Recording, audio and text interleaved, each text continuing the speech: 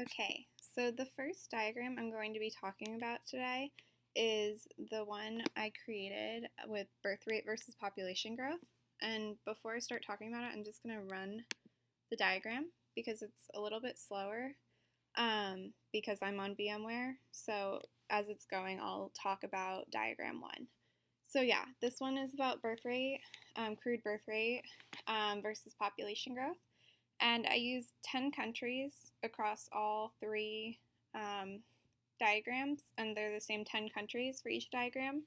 And they include Morocco, Sri Lanka, the Bahamas, Belize, Lebanon, Lithuania, Mexico, Peru, Romania, and the United Arab Emirates.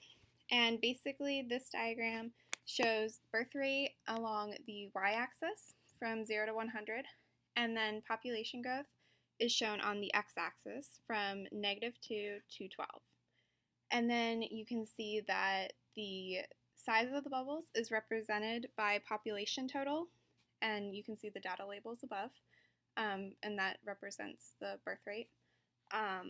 And basically, the conclusions that I drew from this was that countries with high crude birth rates tended to have greater population growth. So this was seen in countries like Morocco and Belize. And then on the other hand, countries such as Lithuania and Romania had much lower birth rates, and that led to a much lower population growth. And so from this, we can say that crude birth rate and population growth as the two main variables in this diagram showed a positive correlation among the variables. So that is diagram one. Now we are going to go to diagram two, and I'm going to run the diagram again just because it is rather slow. But while it is going, I will talk about diagram two, which is the fertility rate versus the female survival to age 65, and it's the same 10 countries again.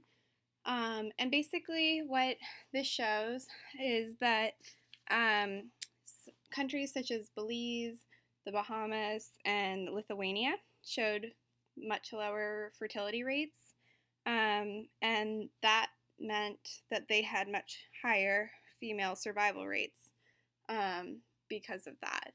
And so that shows a much different correlation than we saw in diagram one. It shows almost a negative correlation among the two variables, total fertility rate and female survival to 65.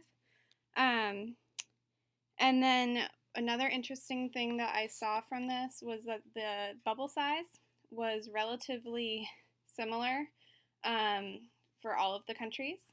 And that's because instead of putting like population total or population growth as the controlled variable, I put male survival to 65. And so all the data is pretty similar because of that across all the 10 countries. So that's why the bubble size is relatively similar for all of the countries. And as you can see, like all of the data, including total fertility rate, female survival to 65, and male survival to 65, all the data for all of the countries was relatively similar, which I found was pretty interesting. Okay, and then for the last diagram, I'm going to run the diagram again while I'm talking.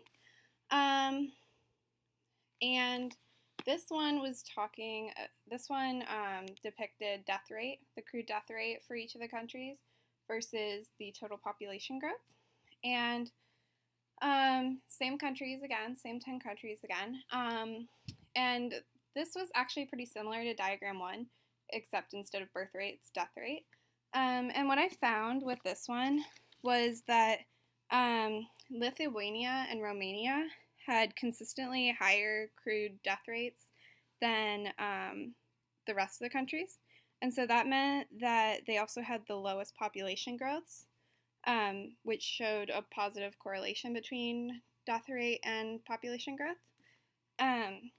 But what's interesting, as you see the graph change across the 30-year time period, is that Lithuania and Romania are so high up, as you can see, because their death rates continually increase.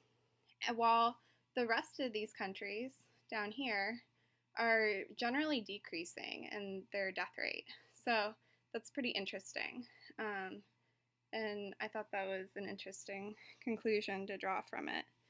And you can see that death rate is on this axis, the y-axis, and population growth is on this, the x-axis.